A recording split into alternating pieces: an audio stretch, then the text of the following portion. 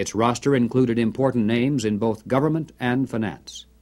It was the most important single force behind the French Revolution. Some years later, an obscure intellectual by the name of Karl Marx joined a conspiratorial circle called the League of the Just.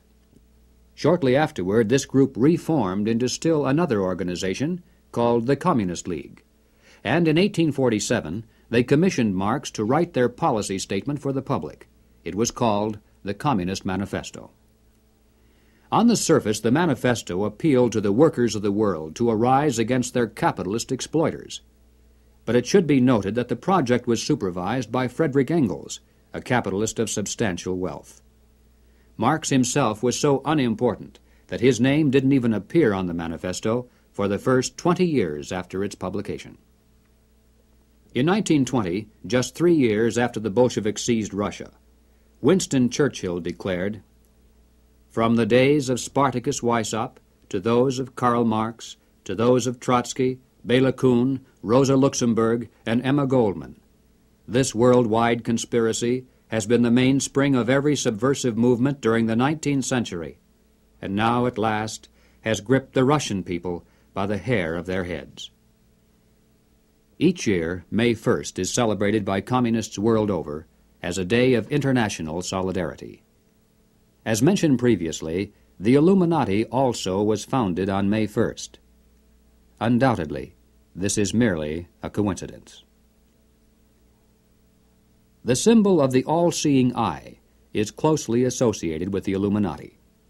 Like many other features of this conspiracy, apparently it was taken by Adam Weishaupt from the occult symbolism of ancient history. It appears today among the symbols of the Rosicrucians, the Freemasons, and many others around the world, including the Cao Dai in South Vietnam. Undoubtedly, it is merely a coincidence that the all-seeing eye now appears on the alternate side of the Great Seal of the federal government, and also on the $1 notes of the Federal Reserve System. At the bottom of the seal, in Roman numerals, there is the date 1776. This, of course, is the year of American independence. Undoubtedly, it is merely a coincidence that it is also the year of the founding of the Illuminati. But then, perhaps, none of this is merely a coincidence. Is it possible that both the communist and capitalist conspiracies have yet one more inner circle within the circle that is common to them both? Is it possible that both movements, unbeknownst to most of the people in them, are merely contemporary counterparts of a much older conspiracy? There is much evidence, far more than presented here, to indicate that this is the case, but frankly, we don't know. Until someone on the inside of such a master conspiracy decides to reveal its existence today, we simply have no way of finding out. But we do know that it is not impossible, and certainly not absurd. What, then, is our response? Fortunately, it's not necessary that we resolve the historical question of the conspiracy's origin. Regardless of whether there is one controlling group, or two cooperating, or three competing, or 4 or 10, in practical terms of what can be done about it, our response must be the same. Conspiracy, as it operates at the highest level in the United States today, rests upon two solid foundations and enjoys the protection of shelter. If we could knock out its foundations, it would collapse, and if we could strip away its shelter, it would wither and die. The shelter is secrecy. The foundations are big government and manipulation of money. No conspiracy can stand the light of exposure. No conspiracy can rule the masses without the tool of an extensive government bureaucracy. And certainly no capitalist conspiracy can long survive without control over the nation's money. Expose the conspiracy. Reduce the size of government. Return our money to a standard that cannot be manipulated. This must be our response. In the limited time available, we have attempted to demonstrate that the conspiratorial view of history, particularly of recent history, is the correct view. Let us summarize now 7 major conclusions. 1.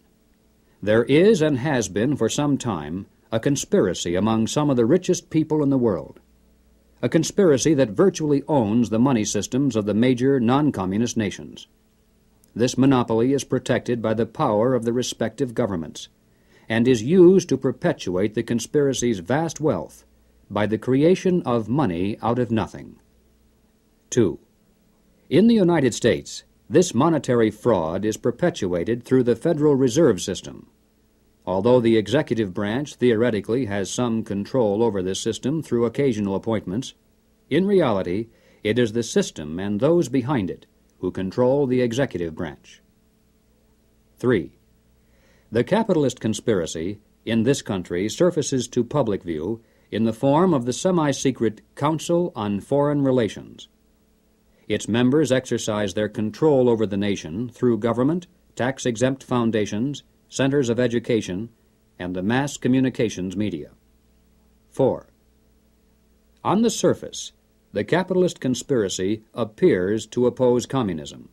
It spends billions of dollars in spectacular military displays of anti-communism all around the world, but never to the extent of seriously harming the enemy, and certainly not to the extent of defeating him. Meanwhile, behind the scenes, the conspiracy always has nourished and aided communism both at home and abroad. It does this not because it is pro-communist, but because it needs the appearance of a formidable foe, and the chaos byproduct of a managed conflict to advance its own goal of totalitarian world government. 5. There is much evidence indicating that the capitalist and communist conspiracies both are directed by a single master conspiracy which may have continuity with the order of the Illuminati, which was founded 200 years ago. But this historical question is not nearly as important as the immediate question of what can be done about it today. 6. As for our response, we must begin to dismantle the conspiracy's machine of big government. We must restore American independence. We must return our schools to local control. We must protect our police forces from federal aid, which is the certain path to a national police force controlled from Washington. We must denounce revenue sharing as a transparent device leading to control over local government. We must raise up men for political office who not only talk about reducing government, but who will do it once they're elected. And that means men who are totally independent of establishment politics. 7. We must reduce the Federal Reserve System to a service function of clearing checks between banks only. Merely turning the system as it stands over to the federal government, as some have suggested, will not solve the problem. The same people would control it either way. The root of the evil is that money is created out of nothing, and the insiders could do that today just as easily directly through government as they do through the Federal Reserve System. The ultimate solution is to prevent anyone, in or out of government, from manipulating the money supply. And the only way to do that is to return our money to the gold and silver standards. 8. We must expose the conspiracy to public view. If somehow every American could be made aware of the facts contained in this presentation, if it were possible to circumvent the establishment's channels of mass communication and carry this message person to person to our friends and neighbors and fellow club members, the conspiracy would collapse like a house of cards. Yes, the hour is late, but it is not too late if we are realistic in our efforts. As Americans, we can still speak out without fear of imprisonment. We can still join together into patriotic groups to multiply our effectiveness. We can still challenge the establishment's candidates. We still retain that remnant of power to regain control of our own government. With divine guidance and with your help, it can be done.